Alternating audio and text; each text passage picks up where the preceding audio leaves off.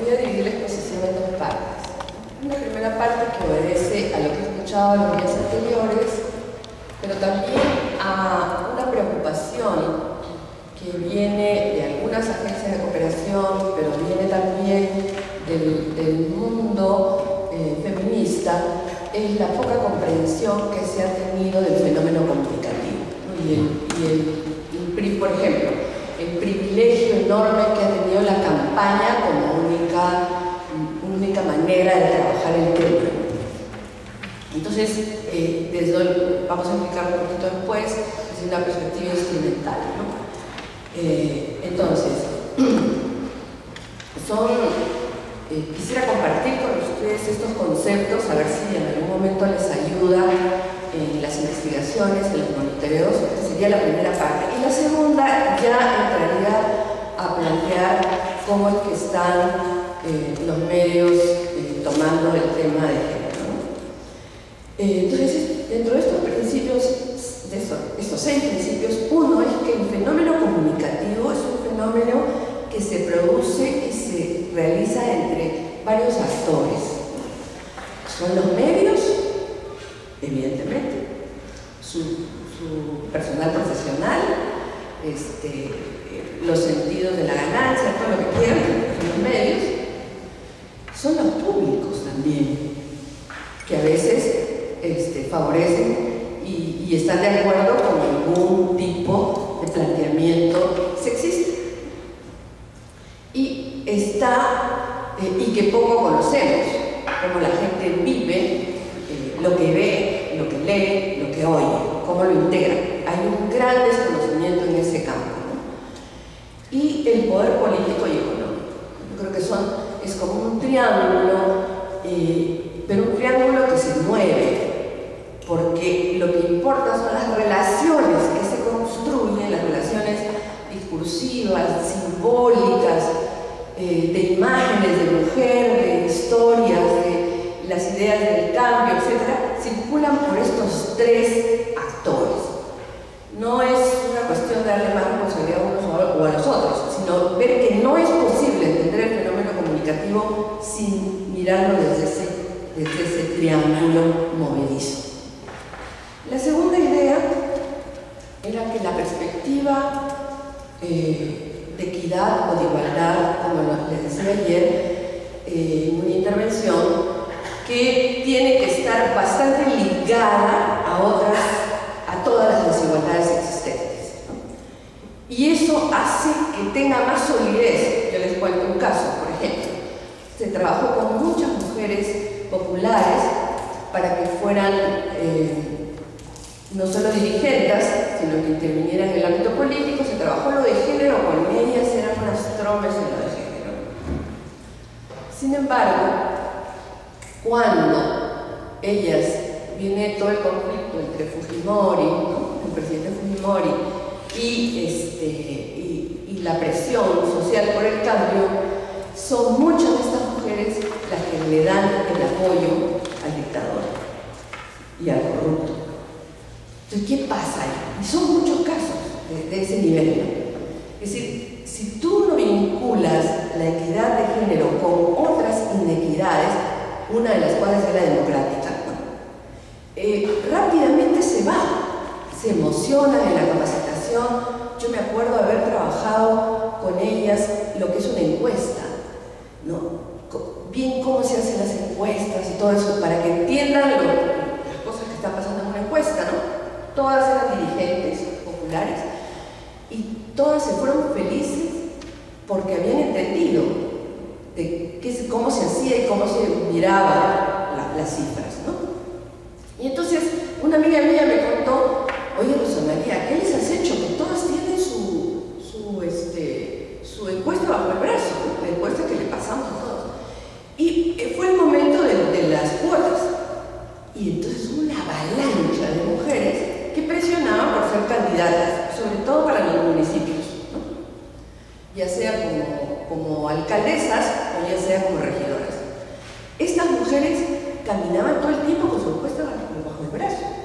Entonces, y yo pregunto, ¿pero por qué? Es que para ellas, como una de las preguntas era: ¿usted cree que mujer dirigente barrial, y la respuesta fue abrumadora, sí, un 70-80% de gente. No, esas respuestas y 2 o 3 más parecidas les dieron el poder y la autoestima suficiente como para entrar al campo político, y muchas de ellas entraron. Pero una vez que entraron, la equidad de género no les permitía, como insumo, no le permitía trabajar, ¿no?, otras inequidades de autoridad gobernada, de los problemas incluso de corrupción, es decir, una serie de cosas que habían. Entonces tú te das cuenta que la formación, la equidad de género funciona mejor cuando hay otras aceptaciones de estos principios centrales, ¿no? Estos principios centrales que yo diría que son 2, ¿no? Y aquí estoy recogiendo los aportes de Nancy Fraser, de Chantal Mouffe, de Adela Cortina, de Victoria Camps, que son mujeres que han venido trabajando la perspectiva de género vinculada a la comunicación. Y entonces ellas sostienen que lo que tenemos que hacer hoy, esto por supuesto muchas estarán en contra, personalmente me parece muy interesante como reto, ellos dicen que hay 2 columnas que sostienen cualquier propuesta de cambio. Cualquier propuesta de cambio, que son la defensa de la justicia en todos los niveles, donde entra la igualdad, la equidad, la pobreza, todo, y la libertad. ¿Quién aportó en la justicia?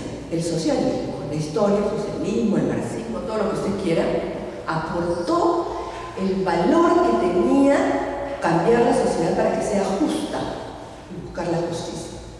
Pero los liberales, dicen ellas, han trabajado mejor el concepto de libertad. Y la libertad de expresión, la libertad individual, el respeto a las diferencias y la pluralidad, todo lo que tiene que ver con la libertad. Entonces dicen, hoy día tenemos que recoger esos 2 principios centrales, ¿no?, justicia y libertad, para poder orientar nuestra acción de transformación. Esto a mí me parece muy interesante. Además, ellas citan la cantidad de grupos que han surgido, unos que se llaman socialistas liberales, otros que se llaman demócratas socialistas. Es decir, el mundo ha cambiado, ¿no? Entonces yo creo que, y a veces yo creo que uno de los grandes problemas de Latinoamérica es que eso no ha cambiado mucho todavía en la mente de los políticos, ¿no? Bueno, entonces eso nos hace ver que lo de género no está fuera de un proyecto de sociedad, está dentro. Y esa es la primera idea que quisiera compartir con ustedes. Por eso que también es importante que no haya tantas especialistas solo en género, sino en género, como conversábamos ayer, uno de los problemas de la formación de las universidades es que te parcelan el conocimiento, ¿no? Te fragmentan disciplinariamente todo, la relación entre psicología y género, la relación entre psicología, género y política. Si hay comunicación política, yo creo que ahí hay que buscar otro tipo de entradas que nos permitan trabajar mejor nuestra inserción a la sociedad, a cambiar. Uno tercero es que, evidentemente, muchas de nuestras sociedades, sobre todo en Latinoamérica, cargamos con una democracia débil y en medio de una injusticia terrible. Entonces, eso hace que la gente no crea mucho en la democracia. Y eso genera populismos y existencia de dictadores.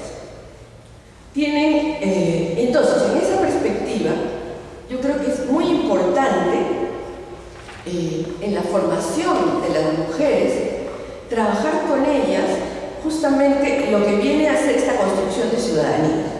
No solo en los derechos, sino también en las responsabilidades que tenemos para con nuestra sociedad. Y que se cuestione esta visión antagónica. Es decir, cuando tú tienes una visión antagónica de los sujetos, eso lo sostiene mejor la Chantal Mouffe en su libro sobre la paradoja de la democracia.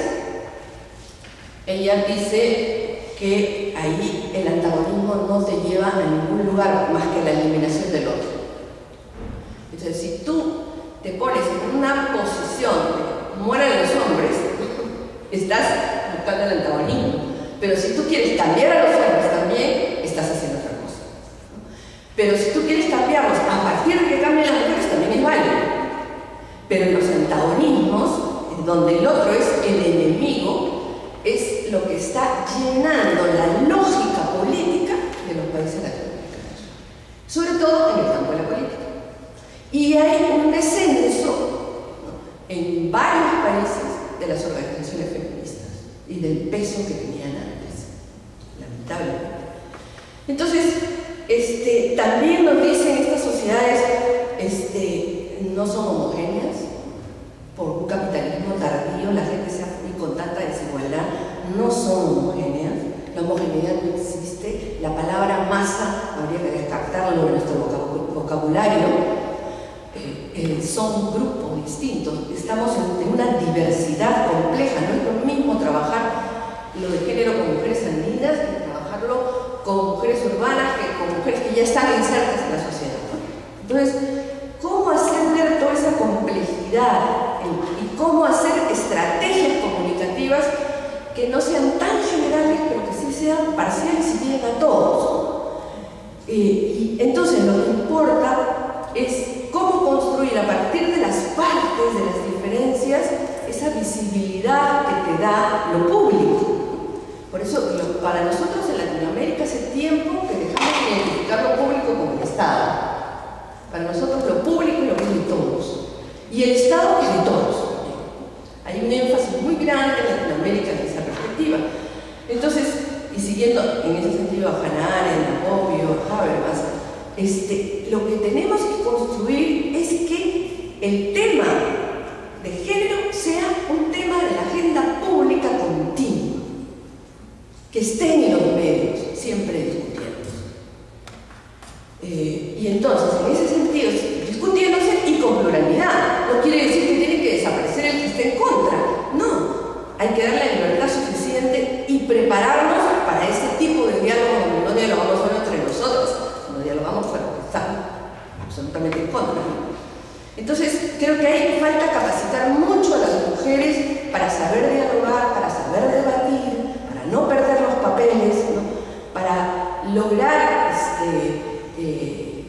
la solidez que necesitamos y la fuerza que también necesitamos, que no necesariamente es la fuerza del enloquecido, como a veces nos enloquece, pero cuando te entrevistan en televisión, oye, a veces uno pierde los papeles con las cosas que te dicen y que te preguntan, pero cómo tienes que tratar de guardar una autoridad, ¿no?, una autoridad del que te da el compromiso con la gente.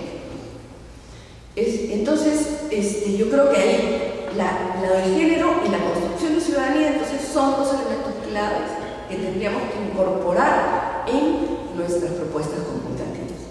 Una cuarta es que creo que hay que entender a los medios no como intermediarios, sino, como decía Jesús Martín Barbero, y ese concepto lo ha trabajado muy bien, como mediador. Los medios construyen mediaciones. ¿Qué son mediaciones? Son los medios que te dan elementos para que tú puedas tomar una opción, elementos suficientes que te permitan decir, tomo posición frente a este tema, frente al caso de esta mujer violada. Te dan elementos. El problema es que esta mediación hoy día se está perturbando porque los medios y los políticos están actuando, los medios como intermediarios, sobre todo en Latinoamérica. Eso es impresionante. Como compran hasta las notas de prensa del Estado. Impresionante. El ministro, que hicimos un escándalo por eso, no lo sacaron. Pero a la congresista mujer que contrató a su empleada doméstica como asesora, seguramente también por corrupción, la hicieron pedazos. Pero a este señor, que era ministro y que coimió a los medios de comunicación para que sacaran notas de prensa, lo cual nunca se puede hacer, y pagarle por las notas de prensa. Entonces, fue increíble, y ustedes se ven ahí en la vida política y en las denuncias cómo se reproduce todo esto, ¿no? Y entonces, para mucha gente esto ha servido como insumo para decir con quién estoy, por quién estoy. No es que la gente le haga caso a los medios, la gente escucha, a veces se deja influir, en otras cosas se deja influir menos, y eso nos lleva al siguiente punto, ¿no? La importancia que tiene el público, ¿no? La importancia que tiene conocer al público. Lamentablemente en nuestros países solo se hacen encuestas y solo se hacen focus group, que son como entrevistas grupales. No se hacen verdaderos focus group, que son de debate, porque en el debate salen todas las contradicciones. Pero para conocer cómo la gente está viendo los medios, lo que vive todos los días en su vida cotidiana, y cómo los une con también sus expectativas políticas, cómo va uniendo y cómo va tejiendo eso. A mí me parece que eso es central en la comunicación para saber qué tipo de mensajes, qué tipo de cosas hay que hacer. Por ejemplo, en Latinoamérica, más importante que la publicidad es el entretenimiento. Para las mujeres, los conceptos de hombre, de mujer y de pareja circulan más por los programas de entretenimiento. Las telenovelas, los programas cómicos, los talk shows, reality shows, todos los shows habidos y por haber, ¿no? Que además son todos conducidos por mujeres.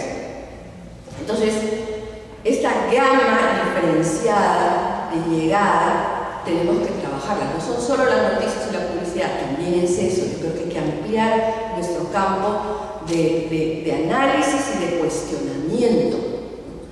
Y a veces son cuestionamientos falsos. En Colombia, yo leí la novela primero, me pareció regular, pero la serie que hicieron acá en Colombia, que se llamó Sin tetas no hay paraíso, en mi país fue un despelote.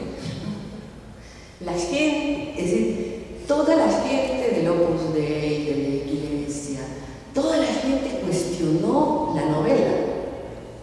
Empezando por el título, ¿por qué hablar de tetas, no? ¿Por qué? Y esto ya era un escándalo. Y hubo presión y la tuvieron que modificar a un horario menor. Y sin embargo, esa serie es extraordinaria porque cuestiona el modo como las adolescentes se acomodan su cuerpo y su sexualidad al narcotráfico. Es una lección, es interesantísima. Pero a veces también hay que diferenciar la equidad de género que viene sostenida por la cucufatería, que también existe, o por el moralismo excesivo, que también existe. Y entonces creo que lo que quiero plantearles es que entonces es más compleja, es una maraña, ¿no? Una maraña de relaciones, formatos, sujetos que te hacen de la comunicación una comunicación muy rica porque toca todos los aspectos de la vida humana, sobre todo la televisión toca la sensibilidad y la subjetividad. La televisión mueve las sensibilidades. Yo tendría para contarles casos concretos a montones, ¿no? Desde mujeres, por ejemplo, que estábamos, mujeres indígenas trabajando en Cusco, ¿no? En Sicuani, es una zona del sur de la sierra, trabajamos con las mujeres el tema justo de la sexualidad. Y entonces, a las 2 de la tarde desaparecieron. No sabíamos dónde estaban, hasta que las encontramos. ¿Y dónde estaban? Estaban encerradas en el dormitorio del párroco, porque tenía televisión y querían ver la famosa novela Natacha, que la vuelven a repetir cada cierto tiempo, que es la típica Simplemente María, que comienza siendo de provincia, viene a ser empleada doméstica, etc. Y entonces yo les puse a preguntarles, a ver, ¿qué les gusta de acá? Y me empecé a entender su lógica. Y a partir de hecho hemos escrito cosas relacionadas con lo que la mujer, cómo se identifica con ese proceso y se siente representada en ese proceso. Y en la noche yo me iba a ver una novela brasileña, una que estaba en ese momento, no me acuerdo, que era comunista Y entonces le dije, vengan para que vean lo que yo veo. Y entonces, ay, no nos gusta. Entonces yo explicaba cómo fue un diálogo después riquísimo. Es decir, cómo ese tipo de géneros de entretenimiento son importantísimos para la equidad de género. Y para que la gente vaya descubriendo cuánto su vida está comprometida y su subjetividad con lo que los medios plantean que es, ¿no?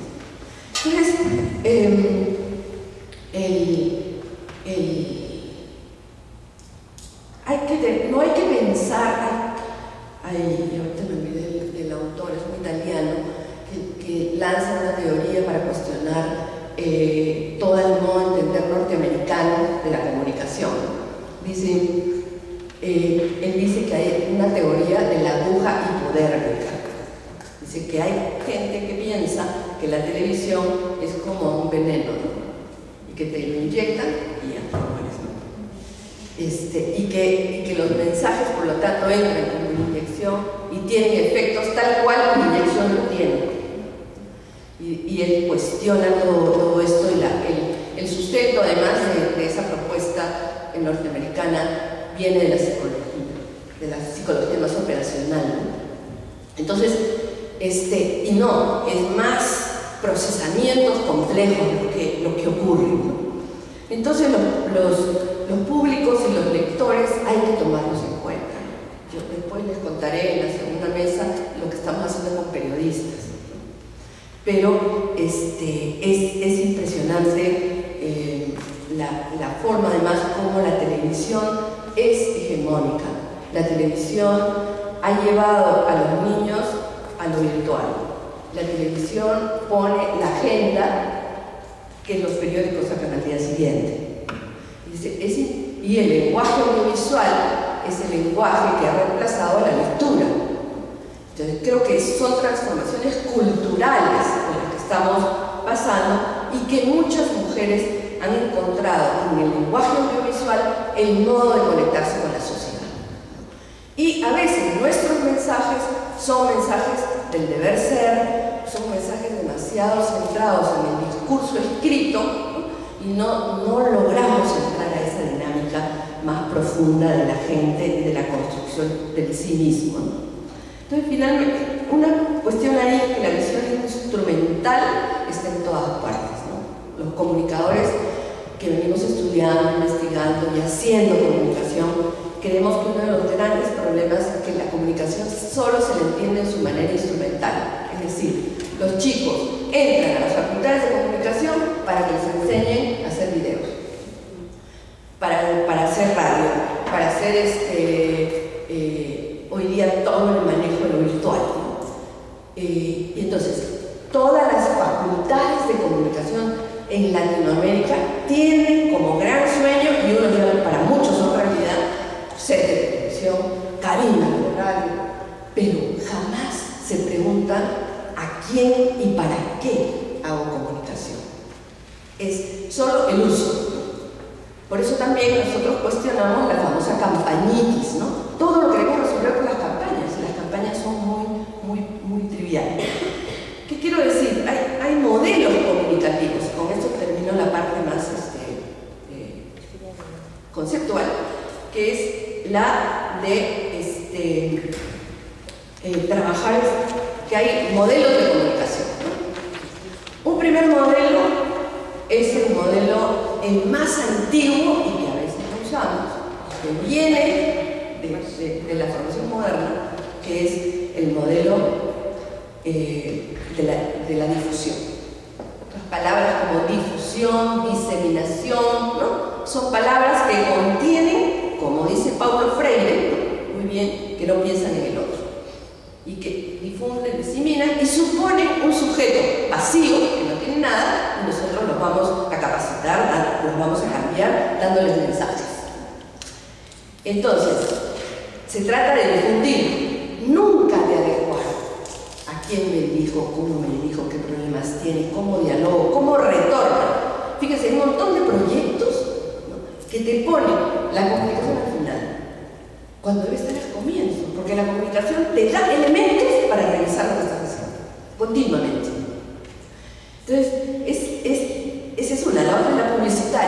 que es sumamente persuasiva, que en el corto tiempo, una campaña, por ejemplo, sobre vacunas, es buenísima, porque la campaña de vacunación es a los 2 días, pero luego se disemina, porque es tal la cantidad de publicidad que existe que desaparece. Y entonces, esa es la segunda. La tercera es la periodística, donde el eje es la noticia. Y cada vez es más la noticia y menos lo de opinión, ¿no? Por lo menos en Latinoamérica. Y la que nosotros estamos proponiendo es la comunicación relacional, la comunicación que crea relaciones, que produce insumos, estas ideas de red, por ejemplo, ¿no? Que tienen que ver unir y venir, conversar, dialogar, debatir. Nosotros estamos usando las plazas de los pueblos y le llamamos caravanas ciudadanas, donde la gente puede expresarse de distintas formas. Tú pones papel y la gente escribe, pones el tema, la mujer debería hacer esto, la gente escribe, los jóvenes siempre escriben y dibujan, ¿no? En cambio, las mujeres y los varones no populares se van a la cabinita que ponemos, que le llamamos raje cabina. No sé si acá entenderán, rajar es hablar mal. Y como es anónima, porque nadie dice quién es, solamente responde la pregunta. Es impresionante todo lo que la gente dice. Y luego haces debate también, usas videos en la plaza pública, la gente discute el tema, y luego no puedes dejar a abandonar a ese pueblo, tienes que hacer un seguimiento, ver quiénes continúan ahí, ¿no? Entonces, yo creo que hay que superar esa visión instrumental y con la comunicación se pueden hacer maravillas en el campo de género, ¿no? Entonces, me quedaba, bueno, ya no me queda el tiempo, pero yo creo que en el campo de los medios, ¿no?, hay muchas contradicciones.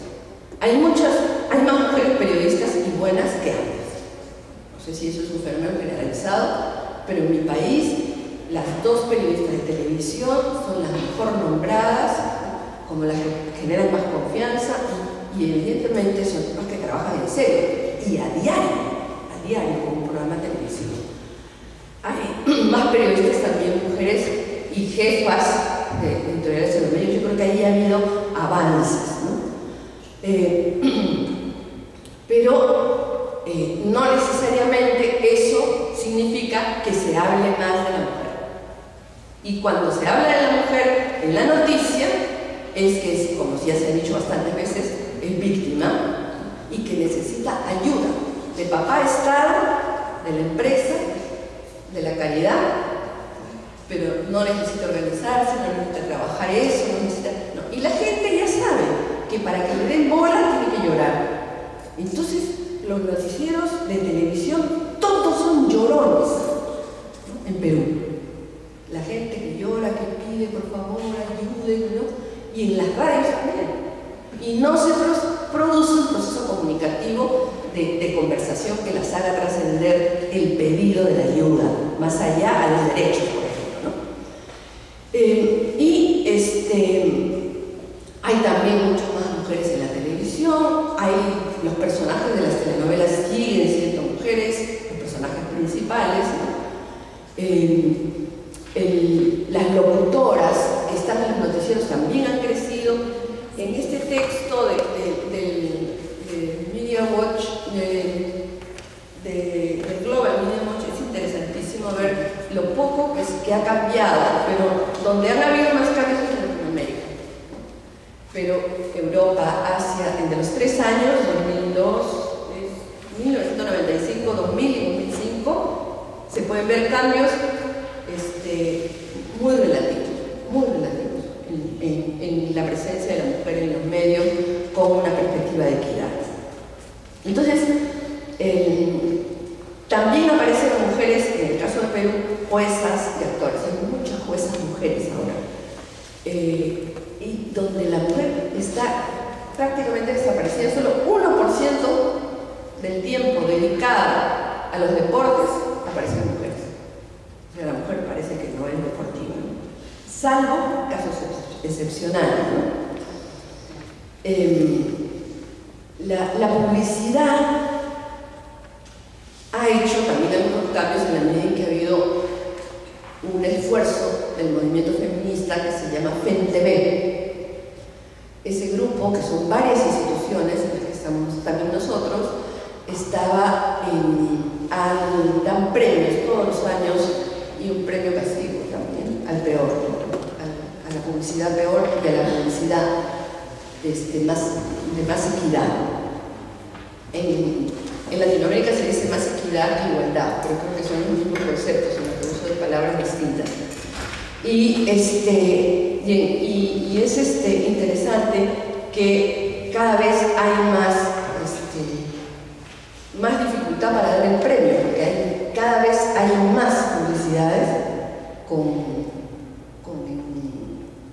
con perspectivas interesantes. Por ejemplo, un señor con su hijita y la intimidad con la niña de llevarle papel higiénico para que entre al baño en un cine y salga y la protege y todo el mundo se asusta porque ¿qué hace con ella? Cosas de la noción de la familia, un montón de cosas hay. Los que no quieren hacer cambios son sobre todo la gente vinculada a los productos domésticos y a la cerveza, ¿no? Donde la cerveza, la mujer es la atracción y el hombre es el que bebe. Y la mujer también de parte bebe, ¿no? Pero la mujer es la que casi hay una relación entre mujer y botella, ¿no? Hay una muy fuerte. Ella es la botella, solo que es mejor que la botella, pero a la vez la botella, al hacerse mujer, es mejor que la mujer, pero para el hombre. Son discursos muy complejos, pero que como les trae éxito, no les da la gana de quitarlos. Nosotros tenemos la Asociación Nacional de Denunciantes con la que tenemos relación. Y nos dice Rosa María, ¿qué hacemos? Se nos han ido de la Asociación Nacional de Denunciantes. Estas que no les da la gana de cambiar. Pero sí hay algunos cambios que vale la pena resaltar, y también lo que hay en nuevas cosas, ¿no? Por ejemplo, están apareciendo cantidad de publicidad sobre las toallas higiénicas. No sé si es igual en todas partes, pero es impresionante. Y termino diciendo, me faltaban varias cosas, pero termino diciendo que en el último estudio que hemos hecho sobre televisión, hemos encontrado que la televisión ha hecho una simbiosis medio perversa. ¿Cuál es? La que te permite, de alguna manera, decir que ellos están por la igualdad, y entonces todos los programas de entretenimiento son dirigidos por mujeres. O sea, hay una sobrepresencia de la mujer, no en los noticieros, sino en los programas de entretenimiento. Y aparecen todas como productoras, como directoras, como jefas. Es impresionante. Y entonces eso hace que, sin embargo, la forma de acceder a tener ese rol tan importante en el entretenimiento es haciendo que la televisión se feminice en el mal sentido de la palabra. Es decir, que se vuelva femenina, delicada, erótica para los hombres. O sea, que fíjense qué complejo es el mundo del discurso simbólico, porque sí hay mujeres. Ya no es un problema de acceso, es un problema de qué representaciones estás trabajando desde una mujer conductora. Dirigen los programas de chismes, dirigen los programas de shows donde la gente hace escándalo. Entonces hay una asociación entre mujer y entretenimiento total. Bueno, esas son algunas de las tendencias, pero en general yo diría que es bien. Una de las cosas que a nosotros nos ha permitido avanzar mucho es siempre evaluar lo que uno hace. Creo que eso es importantísimo para aprender, ¿no? Y a veces no hay tiempo para evaluar, ¿no? Pero creo que debe ser un momento central de nuestro trabajo comunitario. Gracias.